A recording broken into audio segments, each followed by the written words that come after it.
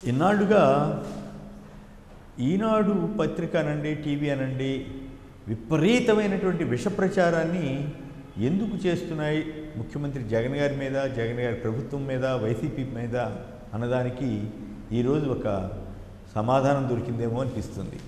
అదేమిటంటే మార్గదర్శిలో ఉన్నటువంటి మార్గదర్శి chit funds, మార్గదర్శి financials, సరే ఆల్రెడీ అది పక్కన వెళ్ళింది అనుకోండి.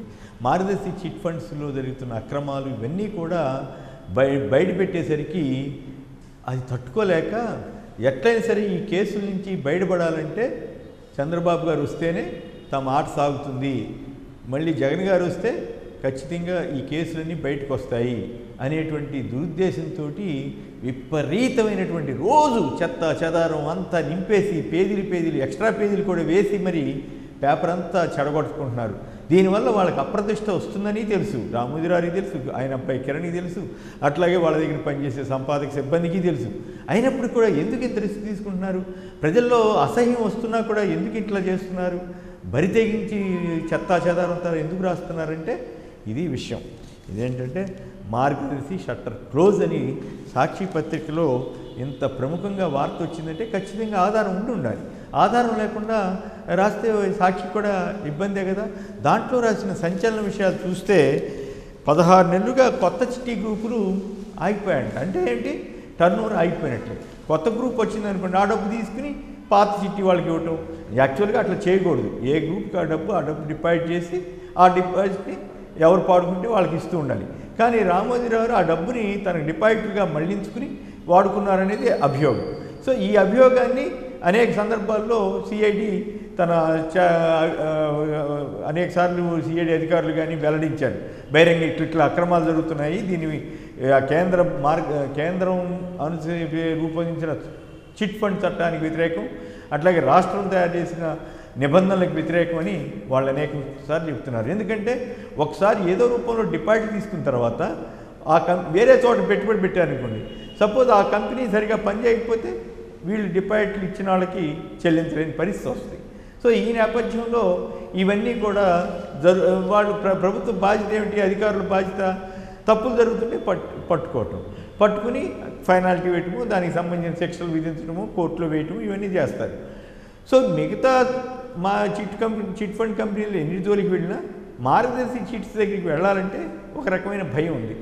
ఎందుకంటే చంద్రబాబు గారు వెళ్ళి రోజు ఆయన దగ్గర కూర్చుంటారు.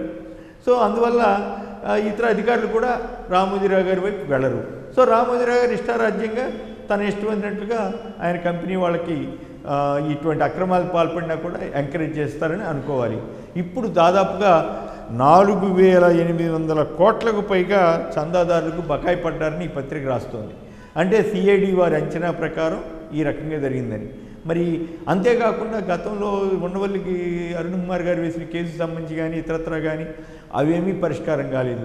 800 కోట్లకు పైగా బ్లాక్ మనీ కూడా మార్గదర్శి ద్వారా చలామణి అయిందని సిఐడి అభియోగం మోపుతోంది.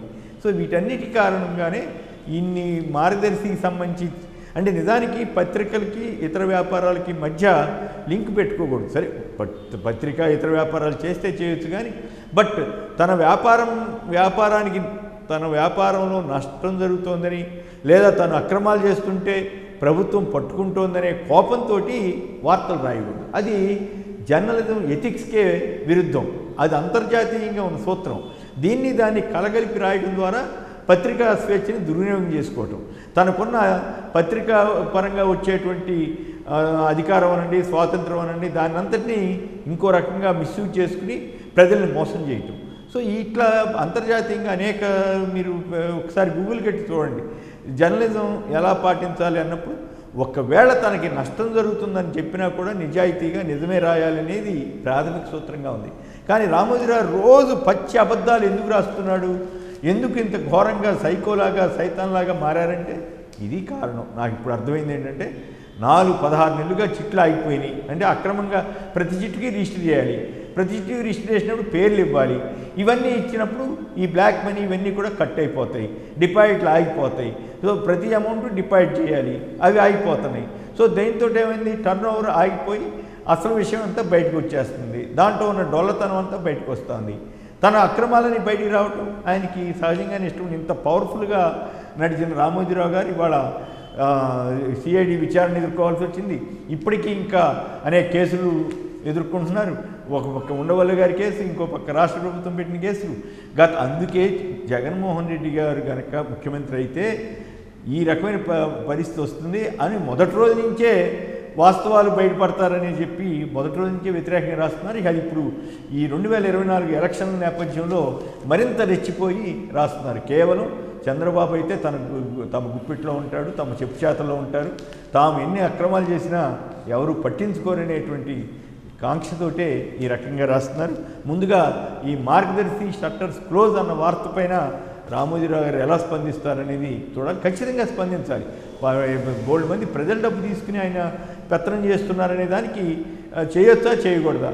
చేస్తే మరి ఏదైనా ఒక చిన్న రూల్ ఉల్లంఘిస్తే ప్రభుత్వం మీద అది ఇదని తెగ రాసేస్తారు కదా. మరి ఇప్పుడు ఇంత పెద్ద నిబంధనల ఉల్లంఘన జరిగితే తను మాత్రం స్వామి చెప్పినట్టుగా చాలా బుద్ధిమంతుడిలాగా కబుర్లు చెబితే కుదరదు కదా.